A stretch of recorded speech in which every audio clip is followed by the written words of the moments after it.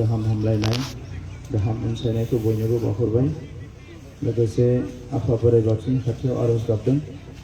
बेवहाय आरज गाबनाय साफ्रोमबो सोद्रोमाजों लोगोसे बे गासैबो नखरफ्रामबो आरो दुलाराय बर' माहारिनि साफ्रोमबो आलो गोजोनै थानो हायो, गावनि समफोरखौ मोजाङै बारहोनो हायो, गासैबो जेंना जेंसिनिफ्राय उदां जानानै मोजाङै संसाराव सोलिनो हायो। बेनि थाखाय अराय सम आफा बोराइ बाथौआ बोर सारस्रिहरबाय थाथों। बिनि थाखाय आङो गोसो गोरबोजों आरज गाबबाय।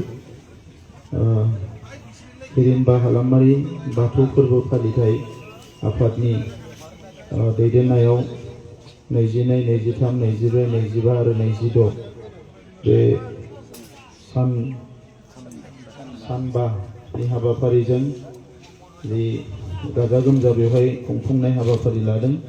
बे मोनफ्रोमबो हाबाफारिया जाफुंसार महर मोनथों, बिनि थाखाय आङो आंनि गोसोनिफ्राय हामलायनाय थाबाय। आङो गोलाव बाथ्रा बुंनो सानाखै जे बावैसो बाथौनिफ्राय थेलामारायाव मिरुनि जथुमा खुंनायजों लोगोसे बेसेबा गिदिर मोनसे आरजनि हाबाफारि खुंफुंलांबाय आरो बे हाबाफारिनि गेजेरजों बाथौआ सारा भारतआवनो मिथिजानायजों लोगोसे बेयो मुलुगावबो आगानसे आवगायलांबावबाय होननानै आं मिजिंथिदों। जोंनि हारिया मिथिंगायारि माखासे थासारियाव जोङो रायजो जाबोदों आरो गोदो गोदायनिफ्रायनो जोंनि आसार खान्थि, जोंनि सोलिनाय नेमखान्थिफ्रा गासैबो मिथिंगा एबा जोंनि बाथौ धोरोमजोंनो सोमोन्दो थाजोबनाय। दा बेनिखायनो बर' हारिनि गुदियानो बाथौ धोरोम आरो बिनिफ्रायनो गासैबो जोंनि खेराइ एबा गुबुन गुबुन फोरबोफ्रा ओंखारदों। आरो हारिनि आखुथाइखौ गोथाङै लाखिनो थाखाय, फोथांनानै लाखिनो थाखाय बाथौ धोरोम सिबिनायजों लोगोसे जोङो जिखिनि आगजुफोर खाम, जथा, सिफुं बाहायो एबा जोंनि आरज गाबनायनि जि मोनसे नेमखान्थि रिदोम, बे गासैबो जोंनि हारिखौ मोनसे एकताहात होननानै मुलुगाव फोरमायनो हायो। दा बेनिखायनो बाथौआ जेसेबां गोख्रों जागोन, हारिनि सिनायथिया एसेबां गोख्रों जागोन, हारिनि सोदोमस्रिया एसेबां गोख्रों जागोन आरो हारिनि आसार खान्थि नेमखान्थिफ्राबो जोबोद गोख्रों जागोन। दा बेनिखायनो नैबे समाव जोङो आरज गाबनायखौ जोङो रेगुलार खालामनांगोन। मानोना आरजआवनो मोनसे शक्ति दङ।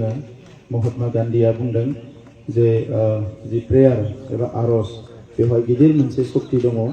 दा जोङो जेब्ला फुङाव बायदिसिना खामानि मावनायनि सिगाङावनो आरजखौ गाबग्रोनो हायो, अब्ला बे आरजनि गेजेरजों जोङो इसोरखौ नुहुरो आरो इसोरा जोंखौ सानसेमानि जोंनि जिउ दावहायाव जाफुंसार जानो थाखाय जों जाहाथे जेबो जेंनायाव गोग्लैया, बिनि थाखाय जोंखौ गोथों लामाजों दैदेनलाङो।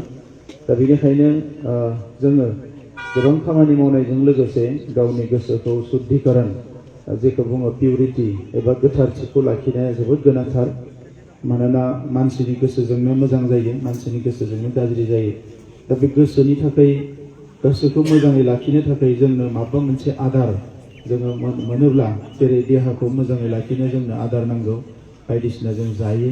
गोसोखौ थिग लाखिनो थाखायबो जोंनो आदार नांगौ आरो गोसोनि आदारा बे जेबो नङा, बेयो प्रेयार एबा आरज। दा बेनिखायनो जोङो न'आव बयबो कम्पालसरि खालामनांगौ फुङाव आरज गाबनायखौ। मानोना फुङाव जोङो जुरि जेननायखौ थिग खालामनो हायोबा जोंहा सानसे मानिया मोजां थाङो। आरो बे बिथिङाव आङो बर' आइजोफोरखौ साबायखर बावगोन जे दिनै मोनफ्रोमबो गामियाव आरजआ जोंहा गोख्रोंनिफ्राय गोख्रों जाबोदों। दा मोनसे खोथाखौ थिग खालामनांगौ जे बे आरज गाबनायाव रावबो जाहाथे थाबोआ, बयबो बाहागो लाथारनांगौ, आरजआव कम्पालसरि जानांगौ। आरो आरजजों लोगोसे दान्दिसे सम आरज जोबखांनानै जेखौ गुबुनफ्रा सत्संग होननानै बुङो, मोजां बाथ्रा सावरायनाय, बे हाबाफारिफोरखौ जोङो आधा घन्टासोनि गेजेराव बेस्थ'थारब्लाबो एटलिस्ट 1 घन्टा हायाबा आधा घन्टाबाबो सानफ्रोमबो बेखौ खालामनांगौ। अब्लासो जोङो जोंनियाव फिसा फिसौ जेंना, सानफ्रोमबो रागा जोंनाय बायदिसिना जेंनाफ्रा जोबलाङो होननानै आं मिजिंथियो। दा दिनै बे गोथार सानाव आं बेखौनो बुंबाय। जोङो बेवहाय मोनसे थानसालि लुनायनि थाखाय जोंहा माखासे सेंग्राफ्रा बिबान लादों गोसो गुदुङै। दा बेवहाय गिबि खेबनि थाखाय 15 लाख थाखा सेंसन जाबाय। दा बेजों लुजेननाय हाबाफारिफोरखौ मावनो हागोन आरो बिथांमोना एसे गिदिर प्लेनिं खालामदों। उननि समाव आरोबाव आङो नाजाबावगोन, मानोना जोंहा गोबां थानसालि दङ, मोनफ्रोमबो गामियाव थानसालि दङ आरो बयनियाबो लुनाया सोरनियाबा आद्रा जादों, सोरबा लुनो हायाखै, बेबायदि जाजोबनानै दङ। दा बेनिखायनो बावैसो आसामनि चिफ मिनिस्टार बिथांखौबो बेवहाय हांख्रायनाय लेखा नुजाहैदोंमोन आरो बिथांखौ खावलायनाय लेखायै 1000 थानसालि लुनो थाखाय बिथाङा 5 लाख करि हरगोन होनदों। बियो जोंनि थाखाय गोबां लाब जागोन। नाथाय आरोबाव 5 लाखआव जिहेतु ओंखारा, रायजो राजाफोरजों बयबो खौसे जानानै जोंनि थानसालिखौ जोबोद मोजाङै लुना लानो हागोन होननानै आं मिजिंथिदों। बयनिसिमबो साबायखर बावनानै आरो आंनि बुंनायखौ बेवहायनो फोजोबबाय। गोजोन्थों।